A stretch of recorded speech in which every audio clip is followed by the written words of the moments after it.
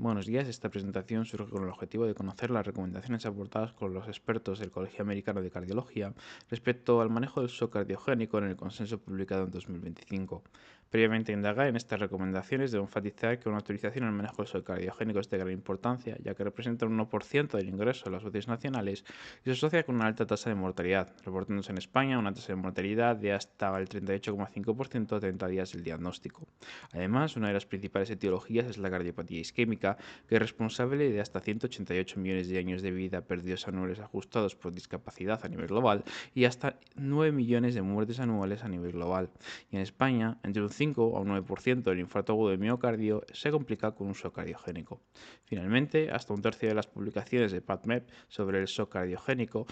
se han publicado en los últimos 5 años. De esta forma, el consenso empieza sentándose sobre 6 bases conceptuales. La primera es que se define el shock cardiogénico como una anoxia cardíaca que deriva en una evidencia clínica y bioquímica de hipoperfusión independientemente de la presión arterial. La segunda es que se basa en las definiciones de falla cardíaca y infarto agudo en miocardio para definir a estas entidades. La tercera base es que introducen el concepto de shock cardiogénico asociado al infarto agudo en miocardio y a la falla cardíaca aguda, diferenciando entre shock cardiogénico asociado a la falla cardíaca de nuevo o shock cardiogénico asociado a la falla cardíaca aguda crónica. La cuarta base es que el shock cardiogénico no asociado a infarto agudo de miocardio cada vez es más frecuente e incluso más predominante, y sobre este estrato hay incluso menor evidencia médica. Y el quinto concepto es que las únicas estrategias no farmacológicas que han probado aumentar la supervivencia son la revascularización temprana y el uso de dispositivos de bomba microaxial en pacientes seleccionados. Respecto al manejo inicial de estos pacientes, el consenso incide que el diagnóstico inicia bajo la sospecha clínica en pacientes con riesgo e idealmente no por una evidencia de hipotensión sistemática asociada a un daño tisular o asociada a daño congestivo. De esta forma, ofrece la regla mnemotécnica SOSPECT-CASE, que nos debe recordar sobre la evaluación de la sintomatología, datos de perfusión, daño tisular, congestión tisular, además de indicarnos la activación del equipo de shock cardiogénico de una manera preferencial. En este sentido, la evaluación inicial precisa únicamente de un electrocardiograma, ecocardioscopia y marcadores de daño tisular y congestión, quedando el uso de líneas arteriales y catéter venoso central delegado a un segundo tiempo para facilitar la caracterización hemodinámica del shock con la finalidad de facilitar su manejo, pero no así diagnosticarlo. Asimismo, el consenso facilita un diagrama de las actuaciones que se deben seguir en la primera hora del reconocimiento del shock de origen cardiogénico, donde se aprecia como el uso de técnicas invasivas hemodinámicas, el traslado secundario o terciario de estos pacientes no debe retrasar la resucitación inicial con vasoactivos, el soporte respiratorio o la terapia depletiva, aunque sí que todo esto se debería de lograr en menos de una hora. También el consenso defiende la clasificación de la severidad del shock cardiogénico acorde a la clasificación del SCAI.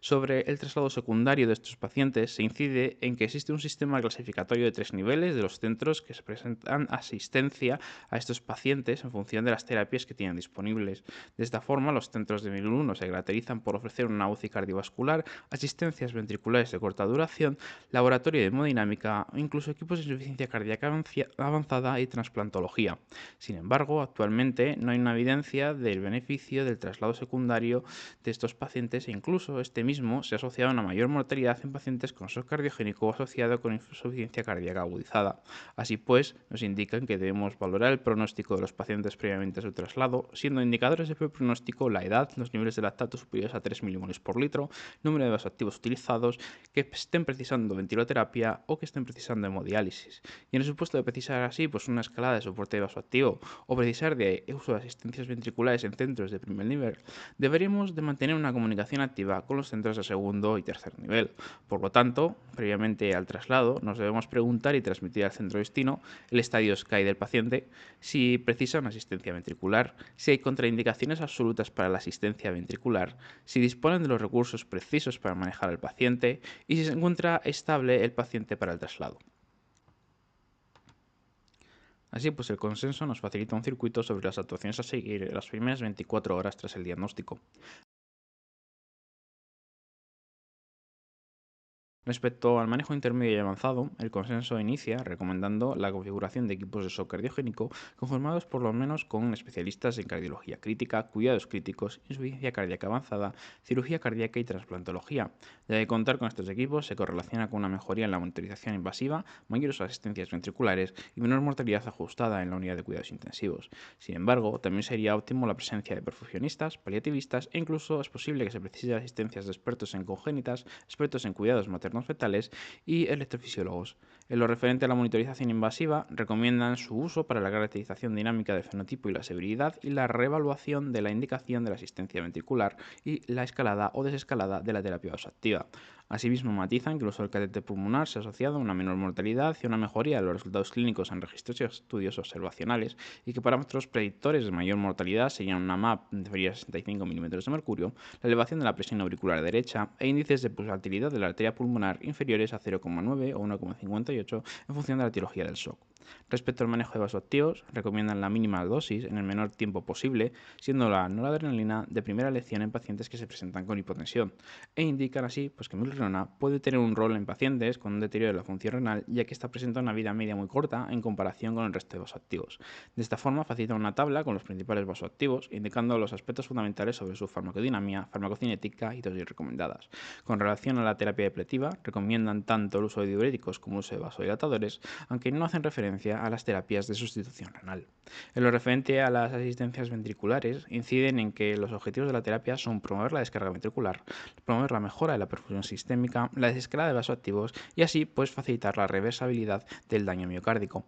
Asimismo, indican que la única terapia de asistencia ventricular a corto plazo que ha logrado beneficios en supervivencia son aquellas basadas en sistemas de propulsión microaxial en pacientes con infarto agudo de miocardio, si éstas se introducen de forma temprana. Por lo tanto, remarcan que no hay evidencia de beneficio de supervivencia a favor del balón de contrapulsación aórtico o el ECMO venoso arterial. De esta forma, proponen un algoritmo para la selección del dispositivo de asistencia ventricular acorde al perfil de severidad y perfil hemodinámico del paciente y matizan que no se cuenta con suficiente evidencia como para poder proponer una estrategia de destete de la asistencia ventricular, aunque tiene sentido en estos casos reducir de 0,5 a 1 litro minuto cada 4 horas. Además, el consenso facilita así un algoritmo para tratar de guiar la desescalada de la asistencia ventricular.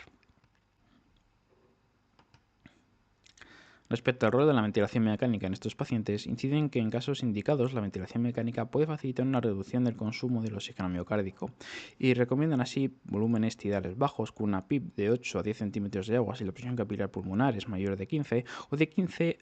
a 12 centímetros de agua si ésta se encuentra entre 12 a 15 milímetros de mercurio. Asimismo, reconocen que la PIB tiene un efecto sobre el gasto cardíaco, aumentando la precarga, lo que supone una ventaja en la falla cardíaca de predominio izquierdo, pero facilita un aumento de la congestión en la falla cardíaca de predominio derecho. Por lo tanto, los niveles de PIB deben individualizarse al perfil hemodinámico del paciente. Finalmente, aportan en el mnemónico reconocer, optimizar, estabilizar, destetar, con la finalidad de resumir los componentes del seguimiento en la UCI, establecen así una tabla de recomendaciones a seguir por cada componente del manejo y remarcan la importancia de un seguimiento de indicadores clínicos de adecuado soporte hemodinámico, la importancia de la búsqueda etiológica, la importancia de la mitigación de las complicaciones y el manejo del daño tisular. Además, debido a que estos pacientes están sometidos a una monitorización invasiva, incluso pueden que asistencias ventriculares, se debe vigilar los accesos arteriales y venosos que estos tengan. Así también se debe vigilar la coagulación y se ha de examinar de nuevo al paciente tras cada movilización.